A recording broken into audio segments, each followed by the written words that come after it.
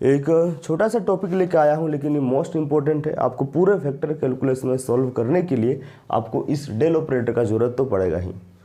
आपको इस del operator को समझने के लिए एक पार्शियल डिफरेंशिएशन होता है, उसको आपको समझना पड़ेगा। पार्शियल डिफरेंशिएशन वो डिफरेंशिएशन है जो एक से ज़्यादा इंडिपेंडेंट फंक्शन होते हैं। कहने का मतलब समझिए कि अगर डेल बाई डेल एक्स, जिसका साइन यहाँ पर है, और यहाँ पर हो सकता है डेल वाई भी हो सकता है डेल जेड भी हो।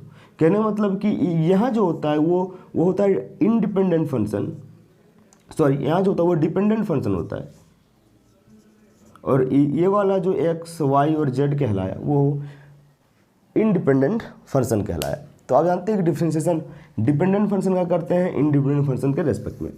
बहरहाल हम लोग टॉपिक पे आते हैं।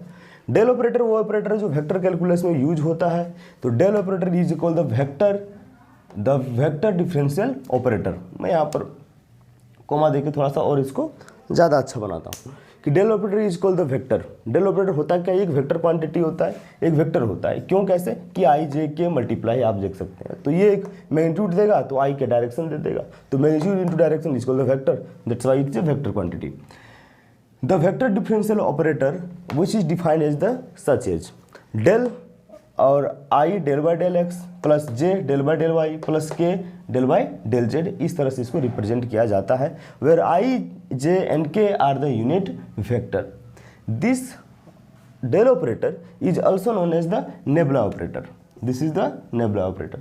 मैं आपको बता दूं कि ये डेल ऑपरेटर जो होता है एकदम बेसिक को समझिए, इसको सीख जाइएगा तो आप बहुत सारे क्वेश्चन को डील कर पाएंगे।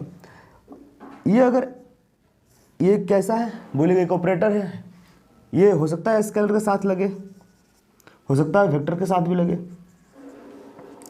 जब स्केलर को हम लोग क्या भी डिस्कस किए, एक फाई मान लेते हैं। इसको मान लीजिए ए, कोई वेक्टर ए है जो मैंने वेक्टर क्वांटिटी को हम ए से रिप्रेजेंट कर रहे हैं और स्केलर को फाई से रिप्रेजेंट कर रहे हैं।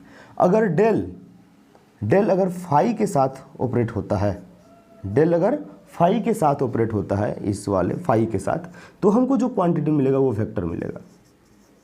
आप जानते हैं इस बात को, क्यों? क्योंकि ये एक वेक्टर क्वांटिटी है।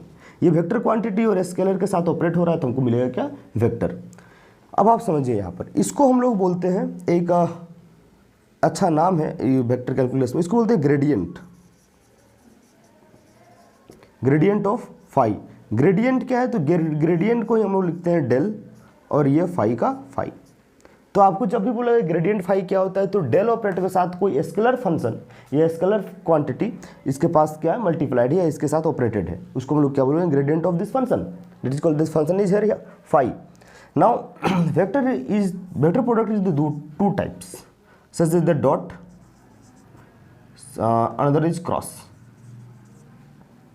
When the del operator is operated with the dot with the vector quantity, then this is the vector, this is the vector dot product, then this is a scalar quantity, scalar।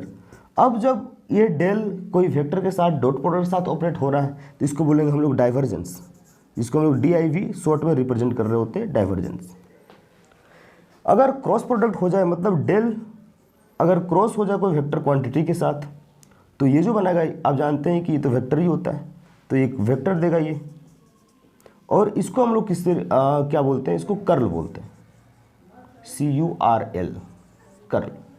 तो ये जो आप समझ पा रहे होंगे चीज़ों को कि वही डेल है, डेल को अगर स्केलर फंक्शन के साथ ऑपरेट करेंगे तो ग्रेडियंट कहलाएगा, और वही डेल को वेक्टर के साथ करें या वेक्टर के डॉट के साथ करें तो वो डाइवर्जेंस ऑफ ए कहलाएगा, जो एक स्केलर क्वांटिटी होता है। और वही अगर डेल को हम लोग क्रॉस प्रोडक्ट करें एक वेक्टर क्वांटिटी के साथ तो वो कर्ल बोलते हैं उसको, और वो एक वेक्टर क्वांटिटी होता है। तो आप उम्मीद है इस चीज़ को समझ गए होंगे। अब इसका आप यूज देख पाएंगे, समझ पाएंगे और अपने एग्जाम में अच्छे से लिख भी पाएंगे। Thank you.